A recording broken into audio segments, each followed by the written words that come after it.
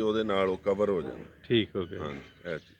ਅੱਛਾ ਜੀ, ਇਹ ਜਿਹੜੇ ਜਾਨਵਰ ਜੇਰ ਨਹੀਂ ਪਾਉਂਦੇ, ਹਾਂਜੀ ਅੜ ਜਾਂਦੇ ਬਾਅਦ, ਹਾਂਜੀ ਉਹਨਾਂ ਦਾ ਫਿਰ ਕੀ ਕੀਤਾ ਜਾਏ? ਉਹਨਾਂ ਦਾ ਤੁਸੀਂ 24 ਘੰਟੇ ਤੋਂ ਬਾਅਦ ਇੰਤਜ਼ਾਰ ਨਾ ਕਰੋ। ਵੀ ਕੀ ਕਰੀਏ 24 ਉਹਦੀ ਘੰਟੇ? ਜੇਰ ਕਢਾ ਦਿਆ ਕਰੋ।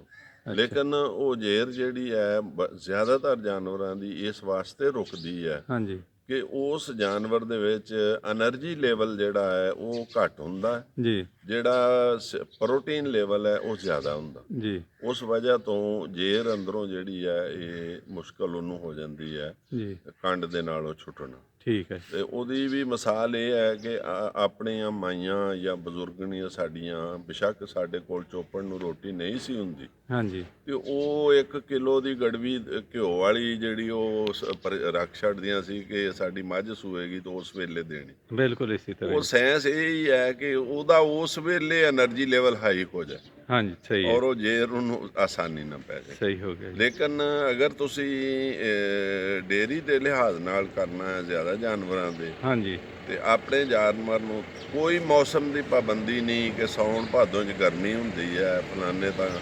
ਕੋਈ ਬਿਲਕੁਲ ਨੁਕਸਾਨ ਨਹੀਂ ਹੋਏਗਾ।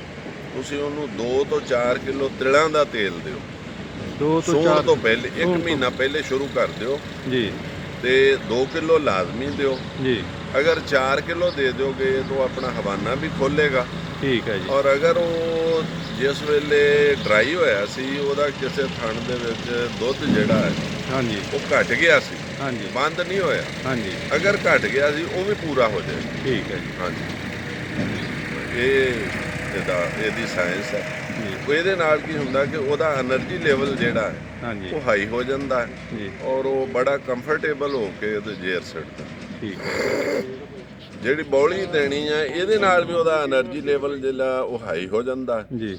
ਤੇ ਉਹ ਵੀ ਇਹਨੂੰ ਸਪੋਰਟ ਕਰਦੀ ਹੈ। ਨਾਲ 10 ਗੋਲੀਆਂ ਤੁਸੀਂ ਇਹਨੂੰ ਦੇ ਦਿਓ ਪੈਰਾਸੀਟਾਮੋਲ ਦੀਆਂ, ਜੀ ਤੇ ਉਹ ਬੜੀ ਜਲਦੀ ਜੇਰ ਛੱਡ ਦਿੰਦਾ। ਠੀਕ। ਬਲਕਿ ਮੋਸਟਲੀ ਜਾਨਵਰ ਖੜੇ ਹੀ ਜਿਸ ਤਰ੍ਹਾਂ ਪਿਸ਼ਾਬ ਕਰਨ ਲੱਗੇ ਆ ਹਾਂਜੀ। ਤੇ ਨਾਲ ਹੀ ਜੇਰ ਛੱਡ ਦਿੰਦਾ। ਠੀਕ ਹੈ। ਹਾਂਜੀ ਕੋਈ ਦੇਰ ਨਹੀਂ ਲੱਗਦੀ। ਤੁਸੀਂ ਇਹ ਫਰਮਾਇਆ ਕਿ ਅੱਛੀ ਬਾਤ ਇਹ ਹੈ ਕਿ 4 ਕਿਲੋ ਤਿਲਾਂ ਦਾ ਤੇਲ ਦਿੱਤਾ ਜਾਏ। ਹਾਂ ਛੋਟੇ ਕਾਸ਼ਤਕਾਰਾਂ ਲਈ, ਫਾਰਮਰਾਂ ਲਈ ਹੈ ਇਹ, ਹਾਂਜੀ ਜਾਂ ਉਹਨਾਂ ਨੂੰ ਪਹਿਲੇ ਉਹ ਘੇ ਜਿਹੜਾ ਕਿਲੋ 2 ਕਿਲੋ ਦਿੱਤਾ ਜਾਏ?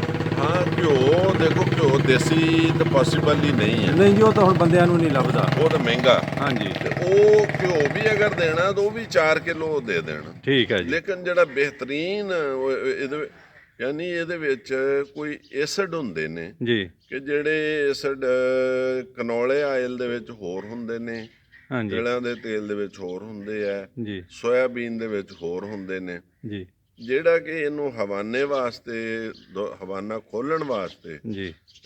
ਸਭ ਤੋਂ ਜਿਹੜਾ ਬਿਹਤਰੀਨ ਹੈ ਉਹ ਤਿਲਾਂ ਦਾ ਤੇਲ। ਠੀਕ ਹੈ ਜੀ। ਔਰ ਤੇਲ ਵੀ ਉਹ ਤਿਲਾਂ ਦਾ ਤਾਂ ਬਿਹਤਰੀਨ ਹੈ ਕਿ ਤੁਸੀਂ ਤੇਲ ਮਾਰਕੀਟ ਤੋਂ ਖਰੀਦੋ, ਜੀ ਉਹਦੇ ਆਪ ਕੁੱਲੂ ਤੋਂ ਉਹਦਾ ਤੇਲ ਕਢਾਓ, ਠੀਕ ਹੈ ਜੀ। ਔਰ ਉਹ ਤੁਸੀਂ ਆਪਣਾ ਰੱਖ ਛੱਡੋ।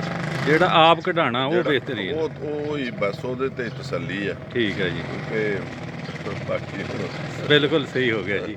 ਹਾਂਜੀ, ਜਿਸ ਤਰ੍ਹਾਂ ਕਿਸੇ ਨੇ ਸ਼ਹਿਦ ਦੀ ਪੁੱਛੀ ਨਾ ਜੀ ਸਹੀ ਦੀ ਨਿਸ਼ਾਨੀ, ਹਾਂ, ਉਹਨੇ ਕਿਹਾ ਜਿਹੜਾ ਆਪਣੀਆਂ ਅੱਖਾਂ ਦੇ ਸਾਹਮਣੇ ਚੋਇਆ ਜਾਏ। ਬਸ ਉਹ ਇਹ ਹੀ ਨਿਸ਼ਾਨੀ ਹੈ। ਇਹ ਸਹੀ।